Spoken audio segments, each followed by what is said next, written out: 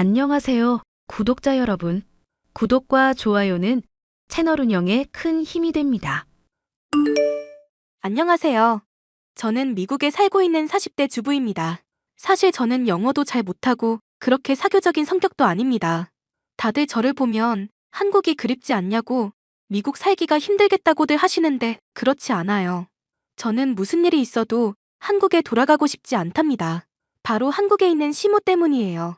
시모와 저 사이의 악연은 10년 전으로 거슬러 올라간답니다. 우리 엄마랑 같이 살기로 해줘서 고마워. 아니야. 자기가 장남이기도 하고 어머님 연세가 있으시잖아. 어떻게 보면 당연히 할 일을 하는 것뿐인데. 우리 엄마지만 솔직히 걱정이 많아.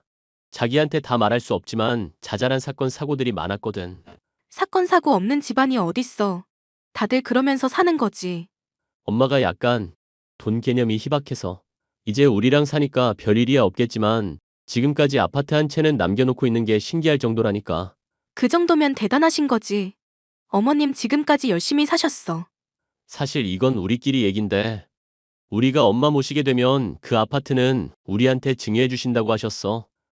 사실 기대는 별로 안 하지만 말야. 기대를 안 한다니. 그게 무슨 뜻이야? 어쨌든 나도 동생이 있잖아.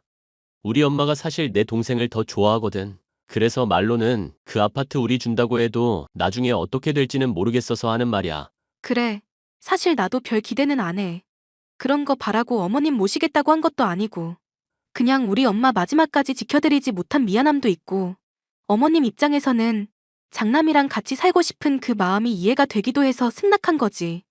이 세상에 자기처럼 착한 사람은 다시 없을 거야. 자기를 만난 나는 세상에서 제일 행복한 사람이야. 에이, 왜 그래, 새삼스럽게. 저는 신혼 초부터 남편과 상의하에 어머님을 모시고 살기로 결정했습니다. 힘든 일이 될 거란 걸 모르고 결정한 건 아니었어요.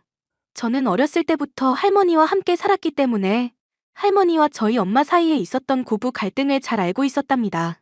하지만 저희 엄마는 언제나 현명하게 처신했고 할머니도 보수적이지만 그래도 대화가 통하는 분이어서 갈등이 크게 번지지는 않았어요. 어린 제 입장에서는 3대가 함께 산다는 게 너무 재미있고 좋았던 기억이 생생합니다. 결혼하면 곧 저희 부부의 아이도 태어날 텐데 그 아이 입장에서는 할머니와 사는 경험이 좋을 것 같아 흔쾌히 어머님을 모시는 일에 동의하게 되었습니다. 아가, 다음 달에 우리 동창회 모임에서 미국 놀러 가기로 했는데, 나 500만 원만 빌려주렴. 어머님, 갑자기 500만 원이란요. 그렇게 큰 돈은 저한테 없어요. 창규가 너한테 돈 관리 전부 맡긴다며. 그 돈 나 좀 빌려달라는데, 그게 그렇게 아깝니? 그 돈은 저희 미래를 위해 저축하는 돈이에요. 제 마음대로 쓸 수 있는 돈이 아니에요. 내가 언제 니들 돈 떼먹는다고 했어? 잠깐 쓰고 돌려준다니까. 그깟 500만 원 갖고 왜 이렇게 생색이야? 창규 씨랑 먼저 상의해 볼게요. 제 맘대로 결정할 수 있는 일이 아니라서요. 아가, 서진아. 내가 다른 사람도 아니고 네 남편 엄마야, 엄마. 그런데 내가 500만 원 달라는데도 네 남편한테 쪼르르 가서 일러야겠어? 나중에 곤란한 일 안 생기게 내가 금방 갚을 거니까 얼른 입금하도록 해. 어머님, 그래도요. 이게 그래도 말대꾸야. 너 내 아파트 받기 싫어? 네? 갑자기 아파트 얘기는 왜 꺼내세요? 내가 분명히 말했지. 나를 잘 모신다는 전제하에 아파트 줄 거라고. 이딴 식으로 나 찬밥 취급하면 아파트 없어. 너네한테 안 줄 거라고. 어머님은 항상 이런 식이었습니다. 갑자기 불쑥불쑥 저에게 돈을 요구하고는 하셨고, 제가 돈 빌려드리기는 어렵다고 말씀드리면 그러면 아파트는 물 건너가는 거라고 일종의 협박 아닌 협박을 하셨습니다. 그때마다 남편과 우리 가정을 생각하며 참고 또 참고 어머님의 비위를 맞춰드려야 했습니다. 솔직히 제가 모아둔 돈이 없는 건 아니었습니다. 그래서 시어머니한테는 무슨 돈인지 말하지 않고 제가 갖고 있는 돈을 빌려드린 적이 꽤 많았습니다. 아가, 어젯밤에 내가 주차하다가 옆차를 긁었지 뭐니. 그 차 주인이 200만 원만 주면 합의해준다는데 내가 다음 달에 갚을 테니 200만 원만 빌려주렴. 어머님, 저한테 그렇게 갚는다고 하시고 안 갚으신 돈이 얼마인 줄이나 아세요? 저도 더 이상 돈이 없어요. 그리고 자꾸 저한테 돈 달라고 하시면 아범한테 말할 수밖에 없고요. 무슨 소리야? 창규한테 아무 말도 하지 마라. 이건 너와 나 사이의 거래야. 내가 너한테 잠깐 돈 빌려 쓰는 것뿐인데 그걸 왜 창규한테 다 일러 바치니? 어머니, 그 정도 현금도 없으셔서 저한테 돈 빌리시고 못 갚으실 정도면 아파트 팔아서 생활비로 쓰세요. 나중에 저희한테 그 아파트 안 주셔도 되니까요. 그건 싫다. 그 아파트야말로 나한테 있어서는 보물이지. 아파트 하나 있어서 내가 며느리 눈치 안 보고 사는 건데 팔긴 왜 팔아? 얼른 돈이나 빌려줘. 이번이 정말 마지막이에요. 그동안 빌려가신 돈도 얼른 전부 갚으세요. 알았어, 알았어. 아파트 값에 비하면 푼돈도 아닌 걸로 난리는. 더럽고 치사해서 갚을 거야.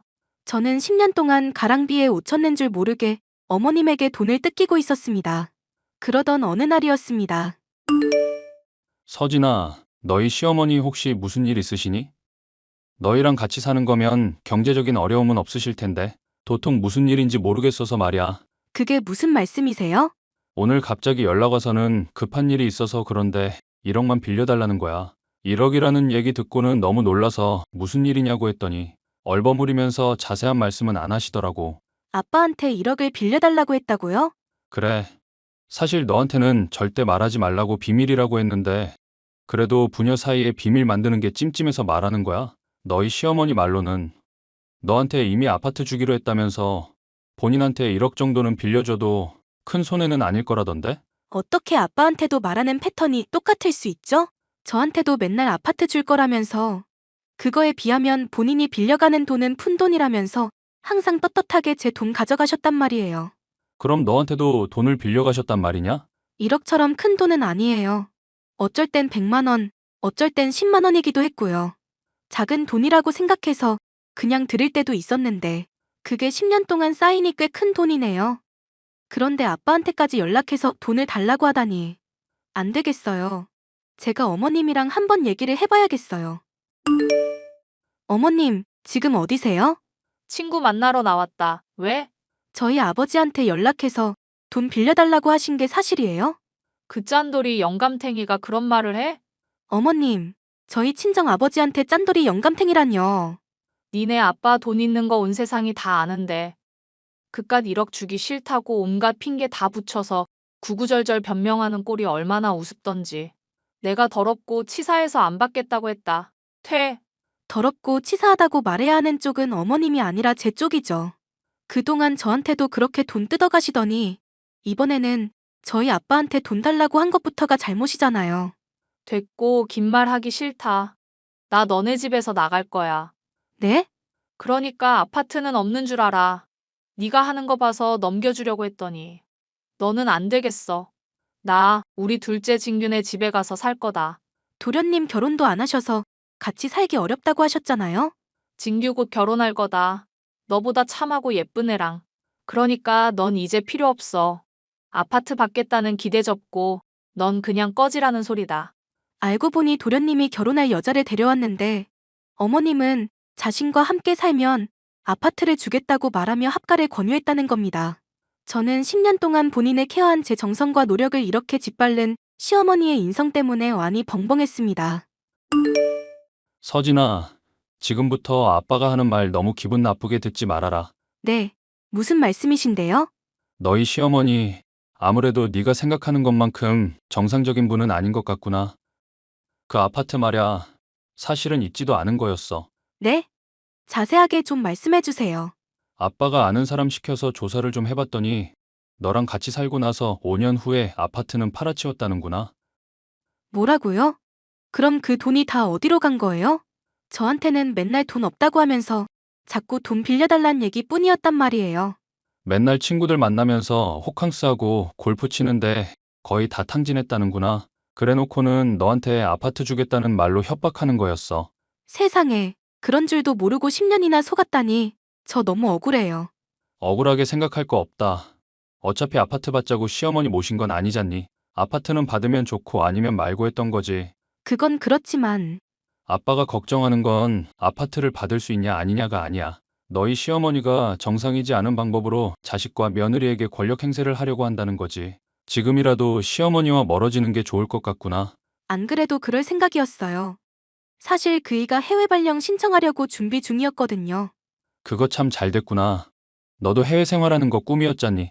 어머님 때문에 거의 포기할 뻔했는데 이렇게 어머님 쪽에서 먼저 제 뒤통수를 때려주니 고맙다고 해야 할지도 모르겠네요. 아빠는 언제나 우리 딸 편이야.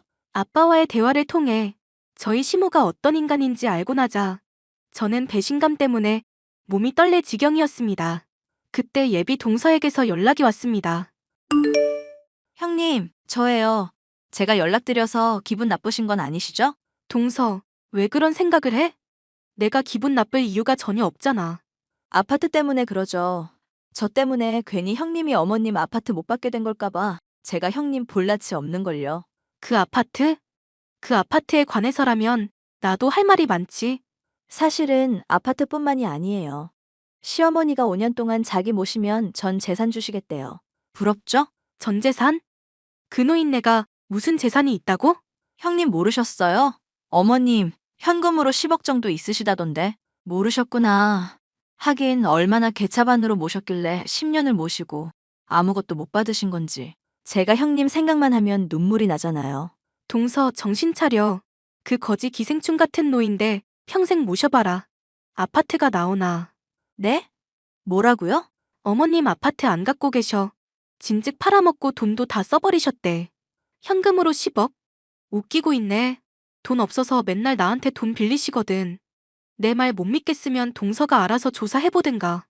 나도 이런 말 굳이 동서한테 해줄 필요 없는데 동서가 인간적으로 불쌍해서 해주는 거야. 저는 동서에게 어머님에 대한 진실을 털어놓았고 동서는 그 길로 파혼을 선언했습니다. 야, 네가 뭔데 우리 진규 파혼하게 만들어? 저는 파혼하라고 한 적 없어요.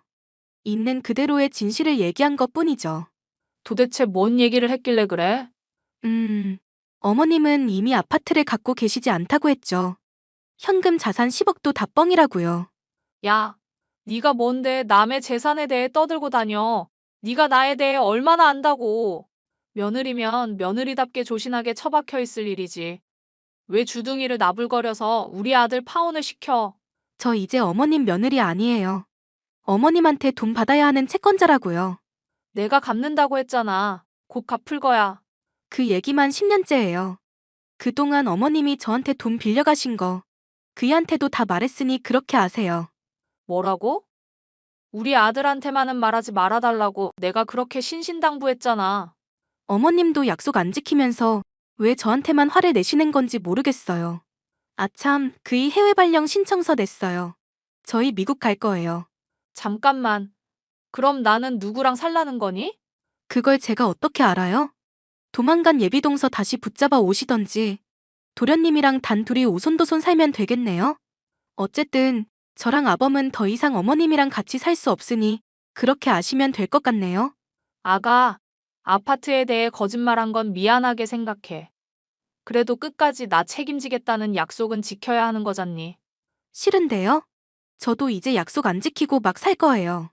그렇게 저는 어머님께 작별을 구하고 남편과 아들과 함께 미국으로 왔습니다. 그렇게 시작된 미국 생활이 5년째. 남편은 시모랑 같이 안 사니 숨통이 트이는 것 같다며 아예 영구 이민까지 계획 중이랍니다. 저도 대찬성이고요. 제 사연을 들으시는 분들은 제가 왜 한국에 들어가고 싶지 않아 하는지 이해를 하셨을 거라고 생각합니다.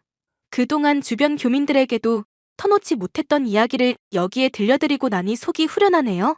저의 긴 이야기를 들어주셔서 정말 감사합니다.